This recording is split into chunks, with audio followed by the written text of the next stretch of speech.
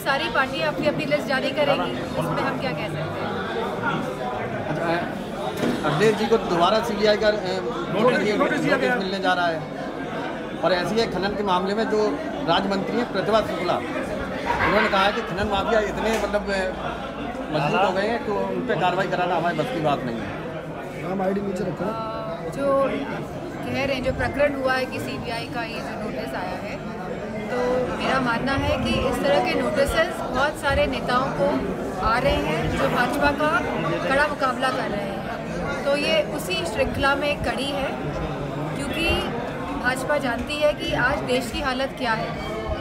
हमारा देश जो है वो 1.5 लाख करोड़ के कर्ज में डूबा हुआ है, जहाँ एयरपोर्ट बेचे जा रहे हैं, जहाँ रेलवेज बेची जा रही है, जहाँ जो गवर्नमेंट की जो सरकारी ज़मीनें होती है उनको बड़े बड़े उद्योगपतियों को बेचा जा रहा है, जहाँ हमारे युवाओं के जो पेपर दे के आते हैं, जो आशाएं जागृत होती है कि शायद अब नौकरी लग जाएगी, पेपर जानबूझ के लीक करा दिए जाते हैं जिससे कि युवाओं को नौकरी ना मिले।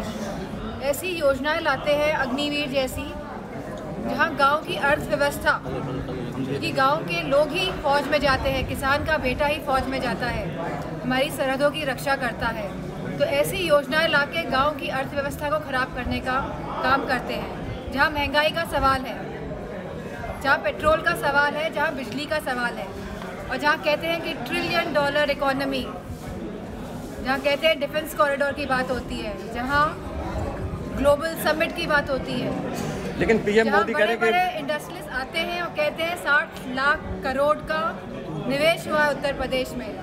किसी भी इकोनॉमी में अगर निवेश होता है तो वहाँ खुशहाली होती है, वहाँ रोजगार होता है, वहाँ महिलाओं की सुरक्षा होती है, और यह सरकार इन सभी मुद्दों में असमर्थ रही है। लेकिन PM मोदी कह रहे हैं कि 10 सालों में 25 लाख लोग जो हैं वो गरीबी रेखा से बाहर आए हैं। जहाँ वो एक तरफ कह रहे हैं कि 25 लाख लोग, भाजपा वाले कह रहे हैं कि गरीबी रेखा से बाहर आए हैं, वहीं वह कह रहे हैं कि हम 80 करोड़ लोगों को अनाज दे रहे हैं। तो ये किस तरह का कैलकुलेशन है, ये कुछ समझ के परे है। OBC की पार्टी ने 7 मुस्लिम बाहुल सीटों पर अपने कैंडिडेट उतारे हैं, इस बारे में आप क्या कहेंगे? मेरा मानना है कि अगर जिन्होंने कैंडिडेट उतारे हैं, जो आप बात कह रहे हैं, अगर वो राउंड द क्लॉक का मतलब रोज़ लोगों से संपर्क बनाए, लोगों की बातें सुने, उनकी समस्याओं का समाधान करें तो अच्छा होगा, तो उनकी पार्टी भी प्रोग्रेस करेगी। ये चुनाव टाइम में जो आते हैं तो इससे कोई फर्क कर पड़ने वाला नहीं है। सांसद जी, आपकी पार्टी के लोगों को भाजपा में कैबिनेट में जगह मिल रही है? जैसे कि राष्ट्रीय अध्यक्ष जी ने कहा कि पैकेज मिला है, रसगुल्ला मिला है, रसगुल्ले के अंदर क्या मिला है, अब ये बात धीरे धीरे उजागर होगी। ऐसे लोग